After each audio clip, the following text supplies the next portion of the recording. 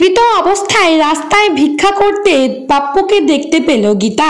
হ্যাঁ বন্ধুরা, এমনটাই চলেছি আমরা গীতা এলএলবি সিরিয়ালের আজকের পর্বে। গল্পের শুরুতে দেখতে পাবো গীতা তো চলে গিয়েছে নদীর বাড়িতে, আর নদীর বাড়িতে নদীর মেহেন্দির অনুষ্ঠান শুরু হয়ে গেছে জাঁকজমকভাবে। নদীর বাবাকে গীতা প্রশ্ন করে, আপনি এসব কি করছেন? আপনার মেয়ে একজনকে ভালোবাসতো, আর তারপরে কিন্তু সেই লোকটা এখন জেলে পচে মরছে, আর এখন আপনার মেয়েকে আপনি বিয়ে দিয়ে দিচ্ছেন। আপনার মেয়েকে এখন কোর্টে যেতে হবে। সেই সময় নদী আসে। নদী এসে বলে, আপনি ভুল করছেন, আপনি ওনার কেসটা লড়বেন না। গীতা বলে, উনি নিরপরাধ, আর এই কেসটা আমাকে লড়তেই হবে। নদী বলে, আমি জানি উনি নিরপরাধ, কিন্তু উনি ভালো লোক নয়। উনি একজন নয়, উনি অনেকজনের সাথে প্রেমের সম্পর্কে জড়িয়েছেন। উনি এমনকি আমাকে ব্যবহার করেছেন। আপনাকে আমি শেষবারের মতো অনুরোধ করছি, ওনার কেসটা আপনি লড়বেন না, তাহলে কিন্তু আপনার ক্ষতি হতে পারে। গীতা বলে, আমার ক্ষয়ক্ষতির কথা আমি খুব ভালোভাবেই বুঝে নেব নদী, কিন্তু তার আগে আপনাকে যে কোর্টে যেতে হবে, কালকে বিষ্ণুদেবকে কোর্টে তোলা হবে, আর তারপর আপনাকে কোর্টে টেনে নিয়ে যাওয়া হবে। সেখানে তো মুখ খুলতে বাধ্য হবেন আপনি নদী, আর তাছাড়া বিয়ের আগেই কিন্তু আপনাকে কোর্টে আমি আপনাকে ওঠাবো। তারপরে গীতা সেখান থেকে চলে যায়।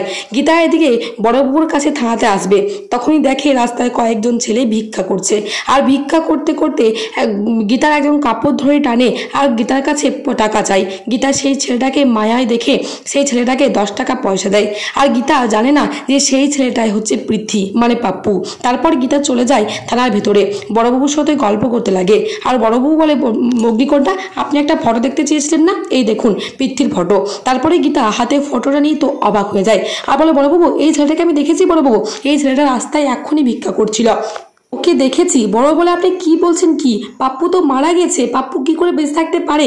গীতা তারপরে দৌড়ে বাইরে আসে, আর যে সমস্ত ছেলেরা ভিক্ষা করছিল তাদের সবাইকে জিজ্ঞাসা করে, কিন্তু সেই ছেলেগুলো কারো কোনো গীতার উত্তর দেয় না। বলে যে পাবলিকের ফালতু কথাই তারা পড়বেন না, তো পয়সা দেওয়ার আছে তো পয়সা দাও, আর না হয় এখান থেকে চলে যাও। তারপরেই সেখান থেকে সেই ছেলেগুলো চলে যায়। গীতা বড়বাবুকে বারবার করে বলে, বড়বাবু আমি পাপ্পুকে দেখেছি, পৃথ্বী বেঁচে আছে। আর তারপরেই গীতা ফোন করে মৈত্রী দেবীকে। মৈত্রীকে ফোন করে গীতা জিজ্ঞাসা করে যে, পাপ্পু এখন আপনার সাথে কখন লাস্ট দেখা হয়েছিল? তখনই মৈত্রী বলে, এই প্রশ্নের উত্তর আমি আপনাকে দেবো কেন? তখনই গীতা বলে যে, আমার এটা খুব দরকার, আপনি বলুন না, আপনি শেষবারের মতন পাপ্পুকে কখন দেখেছিলেন? মৈত্রী বলে, ওকে আমি শেষবারের মতন যে স্কুলের প্রোগ্রামে দিয়ে এসেছিলাম, তারপর থেকে ওকে আমি দেখিনি। তারপরে গীতা ফোনটা কেটে দেয়, আর মেহেকে বলা কথাগুলো ভাবে থাকে। মেহেক গীতাকে বলেছিল যে পাপ্পুকে একজন মহিলা এসে প্রোগ্রামের শেষে তুলে নিয়ে চলে গেছিল। পাপ্পু কিছু বলতে চেয়েছিল, কিন্তু তার আগে পাপ্পুকে টেনে গাড়িতে উঠিয়ে দেওয়া হয়েছিল। আমরা বুঝতে পারিনি, আমরা ভেবেছিলাম সেটা হয়তো পাপ্পুর বাড়ির কেউ হবে। তারপরে গীতা মনে মনে ভাবতে থাকে আর বলতে থাকে, বড়বাবু একটা ঘোর চক্রান্ত ষড়যন্ত্র চলছে বিষ্ণুদেবের বিরুদ্ধে। পাপ্পু নামের ছেলেটা এখনো বেঁচে আছে। আমার ঈগলের চোখ সেটা আমার কিন্তু ভুল বলছে না, আমি পাপ্পুকে নিজের চোখে দেখেছি। তাছাড়া এখানে যে সমস্ত ছেলেগুলো ভিক্ষা করে, সেই সমস্ত ছেলেগুলোকে কে গাইড করে বলুন তো? তখনই বড়বাবু বলে, এখানের একজন মোস্তান আছে, আর তার নাম হলো নান্টা দাস, এবং সেই কিন্তু এই সমস্ত ছেলেগুলোকে পাঠায়। গীতা বলে, তাহলে ওই নান্টা দাসকেই কালকে কোর্টে আপনাকে নিয়ে আসতে হবে। ওই নান্টা ডেসের মাধ্যমে আমরা জানতে পারবো যে পাপ্পু এখন কেমন অবস্থায় আছে, আর আমি শিওর পাপ্পু বেঁচে আছে। ও বলে, অগ্নিকন্যা আবারও কিন্তু আপনার বিরুদ্ধে আপনার শ্বশুরমশাই কোর্টে লড়ছে। গীতা বলে, লড়ুক না, উনি একদিকে কেস নিজের মতন করে লড়ুক, আর আমি একদিকে নিজের মতন করে চেষ্টা চালিয়ে যাব। বিষ্ণুদেবকে তো আমি মুক্ত করবই। তারপরে গীতা বিষ্ণুদেবের কাছে যায়, আর বিষ্ণুদেবকে কিছু প্রশ্ন জিজ্ঞাসা শুরু করে। আর তখনই বিষ্ণুদেব গীতার প্রশ্নে উত্তর দেয় না, বরং গীতাকে ভালোবাসার প্রস্তাব দিতে থাকে, এবং গীতাকে নিয়ে আরও উল্টো পাল্টা কথা বলতে থাকে।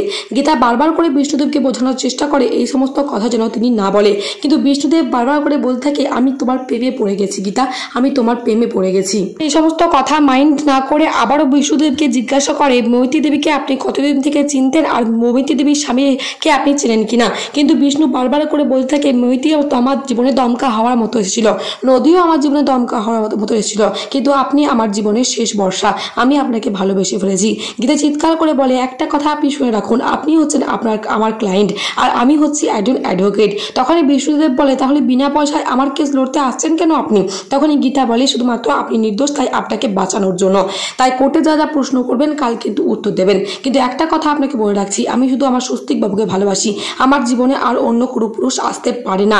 আর এই বলেই চিৎকার করতে থাকে গীতা বিষ্ণুদেবের ওপরে। তখনই বিষ্ণুদেব চুপ করে যায়, আর বলে, ঠিক আছে বলুন, আপনি কি কি প্রশ্ন করবেন করুন, আমি সেই সমস্ত কিছুর উত্তর দিচ্ছি।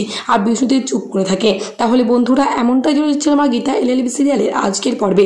আগামীকাল এবং পরবর্তী আপডেট পাওয়ার জন্য চ্যানেলকে সাবস্ক্রাইব করুন। ধন্যবাদ।